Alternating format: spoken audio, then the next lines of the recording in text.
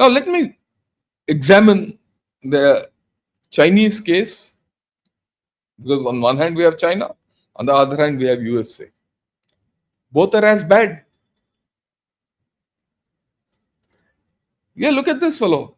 He's the ambassador to India, Zhu Fiyong. What does he say?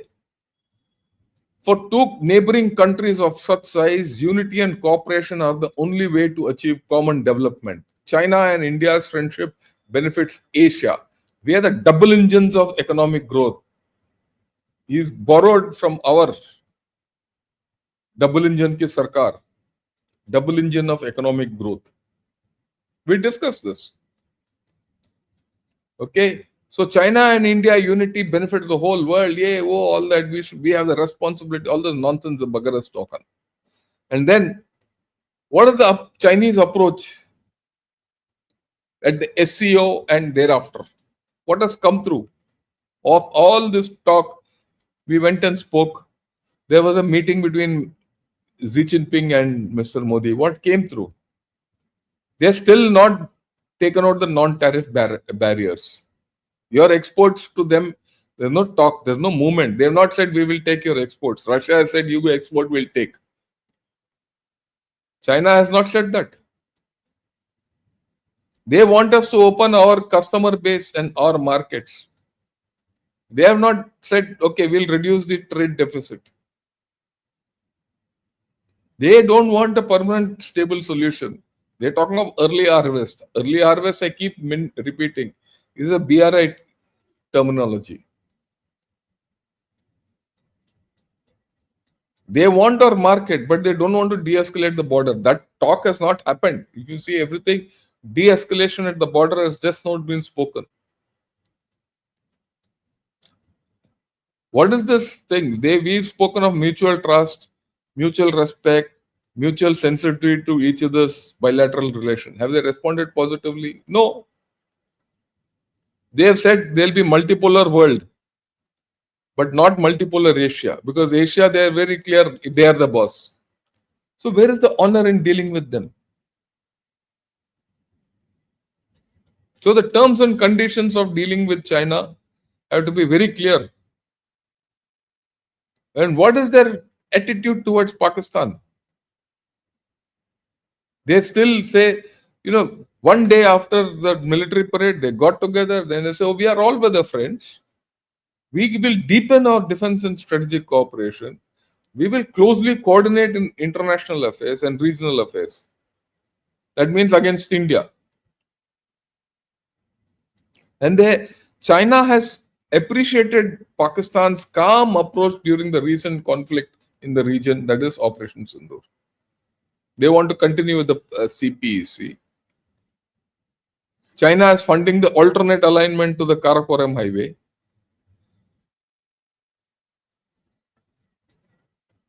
Okay. And all this, despite the fact that our PM said any connectivity cannot be at the expense of sovereignty. Because the Chinese presence on the CPC through the POK is violating our sovereignty. If that is so, why should we trade with China? Why should we bring our guard down against China? And then I said this yesterday also as part of the border thing. As far as Aksai Chin is concerned, they've converted it into 2 counties of part of Xinjiang. So that control for them is better. They're consolidating that area. They're making a border road in Western Ladakh or Eastern Ladakh, sorry. They're also looking at a railway track. So that means that railway track is being made in disputed territory. So all this story about settling the border is a hoax. And of course, the dam we have spoken of. And then this article which came before Wang Yi came here, in which they very clearly said in this article, I've been saying this for the past 4 days, China may be vast, but there is no single piece of territory that can be ceded to others in any way. They're very clear. So if that is not the case, then all their claims are still there. And then they say toy hai and ye, what do they want? They want your fucking bloody territorial integrity and sovereignty. That is at stake. And then the articles like this come out in Global Times. India needs to have a more balanced foreign policy. What is this balanced foreign policy? The balanced foreign policy is to be with China and away from USA. Why should we do that? Forget what I do with USA. Why should we do that with China? And then this fellow, yesterday also I said this has come out. If you see his talk, he's thanking India for helping China in Second World War. As if China did everything in Second World War. What a lie.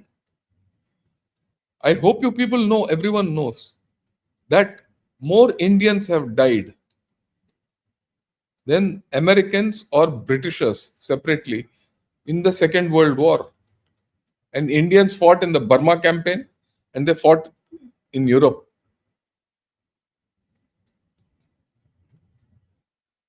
The total number of Indians who died in the Second World War is just marginally lower than the total number of Britishers and Americans who died. Probably will be third in the list or second in the list of people. I mean, this is something people don't know. And here is China, communist China, who never fought for China. It was Kuomintang and Chiang Kai-shek Nationalist Party who fought for China with the Americans to throw the Japanese out. These chaps were undercutting the Nationalist Party when they were fighting Japanese. And these bloody rogues now want to say that they won the war and they're thanking India for helping them. We are dealing with such people. And the worst part is these fellows who are citing either side are from the Communist Party of India. They've organized this. What a shameless lot of fellows. They've allowed all these Chinese words to come in bigger. There's no Hindi only. India में, भारत में, by Delhi में, you're not in Tamil Nadu. Even in Tamil Nadu, you could have put it in Tamil. If it's in Kerala, you put it in Malayalam. If it's in Delhi, put it in Hindi, but you put it in Chinese. And these two fellows, what can we do as Indians? Don't vote for the CPI or the CPM, the communist parties. We have enough rogues in our society who will sell themselves off to China.